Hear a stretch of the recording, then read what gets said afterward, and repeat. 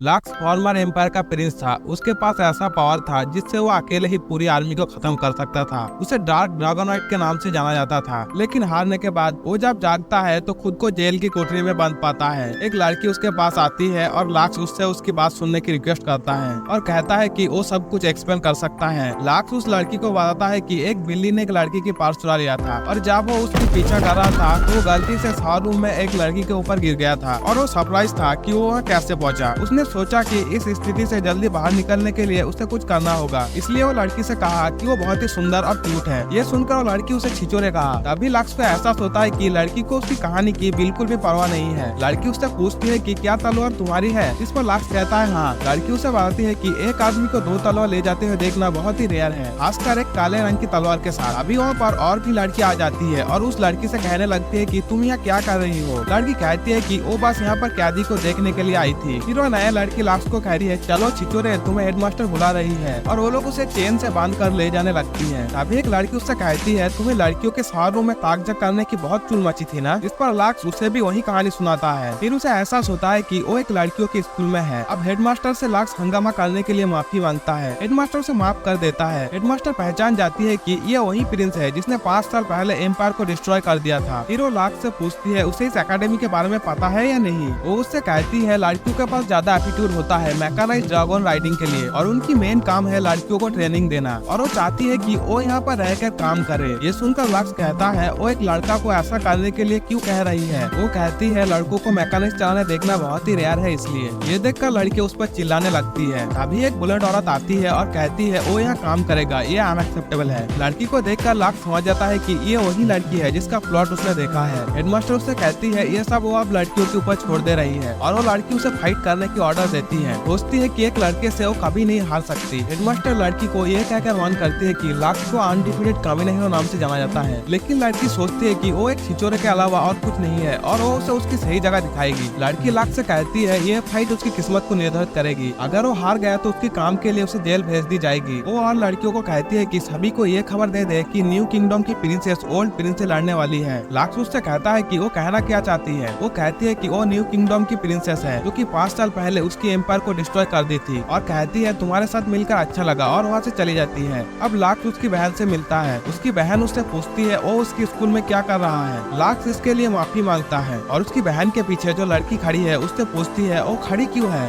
जिस पर वो कहती है उसने सुना कि उसकी दोस्त की भाई बहुत ही छिछोरा है, अगर वो उसके पास बैठेगी तो शायद उसकी स्कर्ट वो खींच लेगा। फिर उसकी सिस्टर उससे पूछती है वो अकेला कैसे उनकी कर्ज को चुकाएगी। उससे कहती है हम लोगों को वार के बाद से क्रिमिनल घोषित कर दिया गई है और हम लोगों के ऊपर ऑलरेडी बहुत सारे कर्ज हैं। वो उससे कहती है उसे इसके लिए रिस्पॉन्सिबल होना चाहिए। इस पर वो कहता है वो बहुत कोशिश कर रहा है कर्ज मिटाने के लिए। तभी वो लड़की कहती है ये दिख ही रही है कि तुम तुम्हारी जान लगा दे रहे हो लड़कियों को बात पर देखने के लिए। फिर उसकी बहन कहती है किसी भी हालत में तुम्हें उस लड़की को हराना होगा। अब लाक्स बैटल ग्राउंड में आ जाता है और कुछ ड्रैग राइडर मिलकर एक प्रोटेक्शन शील्ड बनाता है उस बैटल ग्राउंड के ऊपर। फिर वो लड़की भी वहाँ आ जाती है। वो लाक्स से पूछती है कि क्या उसे पता है कि किस लिए उसने उसे फाइट के लिए चैलेंज किया है। इस पर लाक्स कहता है कि वो प्रिंस है इसलिए। लड़की कहती है नहीं, अगर तुम जीत गए तो मैं तुम्हें सच बता दूंगी। फिर फाइट शुरू हो जाता है और वो दोनों उनकी ड्रैग राइडर फॉर्म में आ जाता है। वो लड़की कहती है तुम्हारी ड्रैग राइडर मेरी ड्रैग राइडर के सामने टिक नहीं पाएगी क्योंकि ये एक डिवाइन ड्रैग राइडर है। लाक्स की बहन उस लड़की की ड्रैग राइडर को देखकर कहती है इस तरह की ड्रैग राइडर बहुत ही रेयर है, सिर्फ कुछ ताकतवर लोग इसे संभाल पाता है। हीरो लड़की अपनी गान निकल कर लाक्स के ऊपर हमला कर देती है, जिसके कारण उसकी ड्रैग राइडर की तलवार टूट जाता है। हीरो रुक कर उस लड़की से कहने लगता है कि अगर ये फाइट एक टाई पर खत्म हो जाए तो क्या वो लोग एग्रीमेंट कर पाएगा। फाइट के बीच में ये सुनकर वो लड़की और ज्यादा गुस्सा हो जाती है और अपनी गान को एक मल्टी कैनन में बदलकर उसके ऊपर हमला कर देती है और लाक्स उसके हमले से जैसे तैसे बच जाता है। अभी उसकी बहन कहती है लाक्स ने जो कहा है वो करके ही मानेगा। अब वो लड़की और ज्यादा गुस्सा हो जाती है, इसलिए